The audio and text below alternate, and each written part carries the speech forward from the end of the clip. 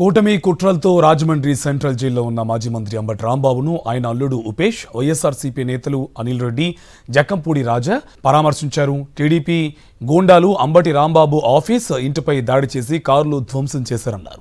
పోలీసులు కూడా అంబటిని టార్చర్ చేశారని తెలిపారు. డైవర్షన్ కోసమే హైడ్రామా క్రియేట్ చేశారని మండిపడ్డారు.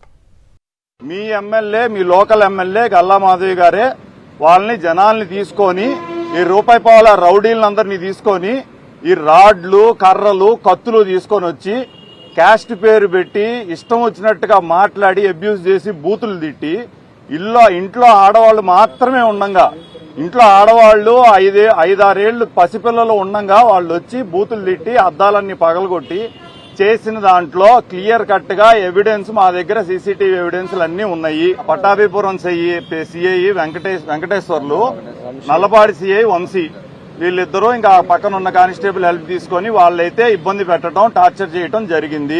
అది ఆయన నిన్న కోర్టులో కూడా రిమాండ్ ఇవ్వబోయే ముందలు కూడా ఆయన వివరంగా చెప్పారు. వాళ్ళు సినిమా చూపిస్తామంటే ఇక్కడ కాదండి, గల్లా మాధవి గారికి కుటుంబం లేదా? ఆయనకి పెళ్లి అవ్వలేదా? ఆయనకి హస్బెండ్ లేరా? పిల్లలు లేరా? ఆమె ఇంట్లోనేగా ఉండేది, ఆమెకి ఇల్లు లేదా? ఎల్లకాలం మీ ప్రభుత్వమే ఉంటుందా? చూస్తా కూర్చుంటారా ఏంటండి? ఇట్లా ఇళ్ల మీదకి వచ్చి మీరు పసిపిల్లలు ఉన్నప్పుడు మీరు ముందు వెనక ఆలోచించకుండా మీరు అక్కడే ఉండి దాడి చేపిస్తామంటే చూస్తా కూర్చుంటారా ఏంటి? మీకు లేవా? ఫ్యామిలీ లేవా? ఎల్లకాలం మీరు ఎన్నేళ్లు ఉంటారు? మీరు ఎల్లకాలం మీరే ఉంటారా ఏంటి? దీన్ని సహించే ప్రసక్తే లేదు. లీగల్ గా దీన్ని మేము ఎదుర్కొంటాము.